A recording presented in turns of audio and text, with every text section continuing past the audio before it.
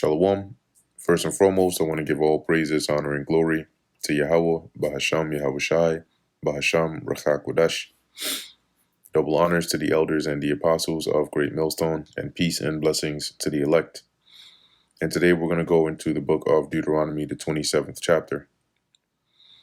And Moses, with the elders of Israel, commanded the people, saying, Keep all the commandments which I command you this day, and it shall be on the day when ye shall pass over Jordan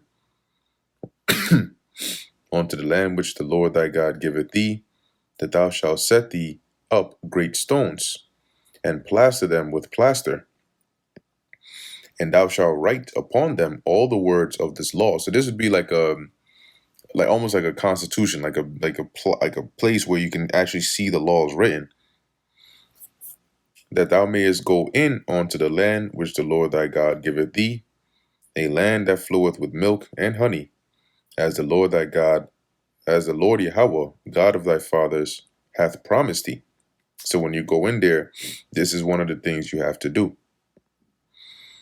And this way anybody can come in and actually see those laws and know what it is, even though it should be taught to them already.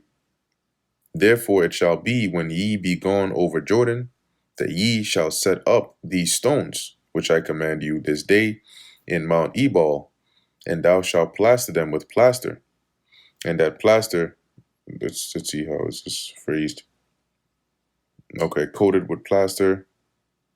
Here it says that you shall whitewash them with lime, and this is likely in order to make the writings visible on it, or clearer, you could say.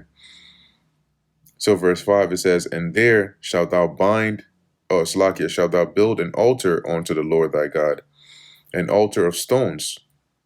Thou shalt not lift up any iron tool upon them. Remember, when the law concerning the altar is, when you build an altar to the Lord of stone, it's not supposed to be hewn stone. That stone is not supposed to have any, tool, used to cut it or hit it.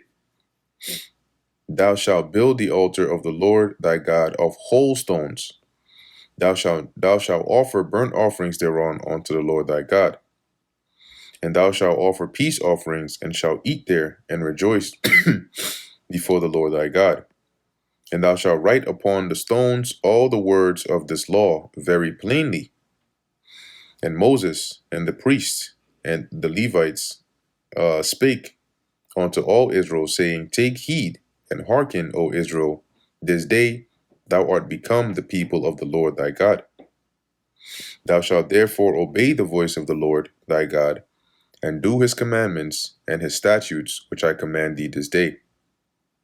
And Moses charged the people the same day, saying, so he gave them a command, These shall stand upon Mount Gerizim to bless the people, when ye are come over Jordan. So the tribes, Simeon and Levi and Judah and Issachar and Joseph and Benjamin. That is, a couple chapters ago he mentioned right, the blessing and the curse, and how when you come into the land, you bless on one mount and you curse on the other. So the tribes that will pronounce the blessings on Mount Gerizim would be Simeon, Levi, Judah, Issachar, and Joseph and Benjamin, which would be Ephraim.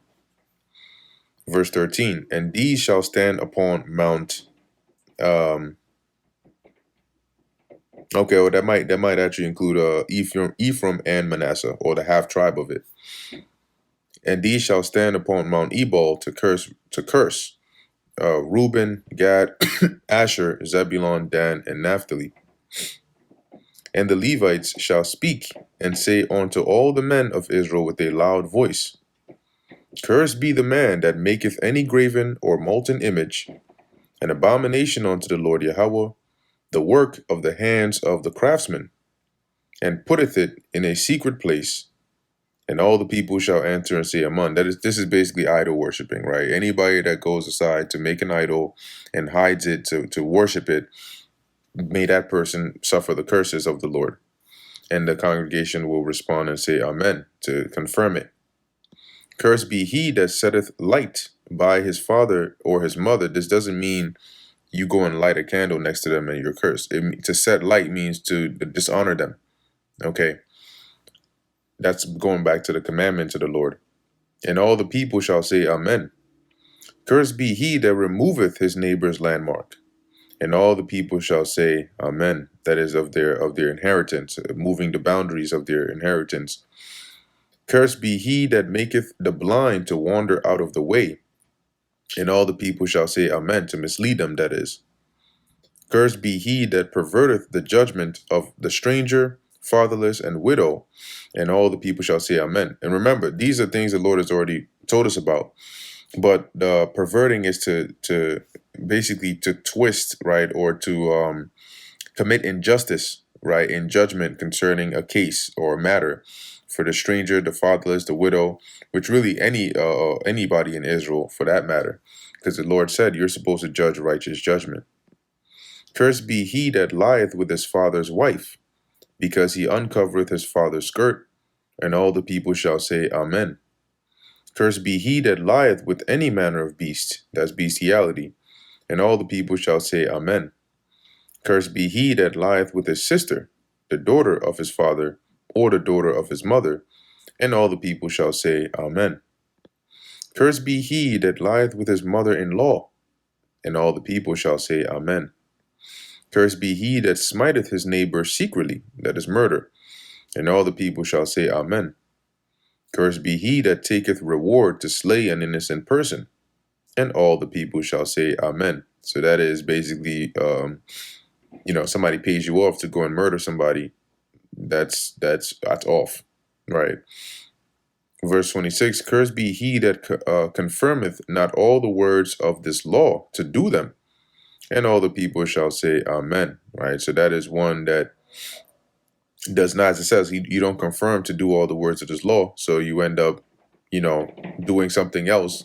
You agree to the covenant and you go and do something else. You're not confirming this, right, in your heart or in your mind, and that curse will be upon you if you break it. So let's also read that. Same thing, right? NKJV, NLT. Cursed is anyone who does not affirm and obey the terms of these instructions. And all the people will reply, Amen. And that brings us to the end of the book of Deuteronomy, the 27th chapter. Lord willing, that was edifying to the elect. In closing, I want to give all praises, honor, and glory to Yahweh, Bahasham, Yahushai, Bahasham, Recha, Kodash. And until next time, Shalom.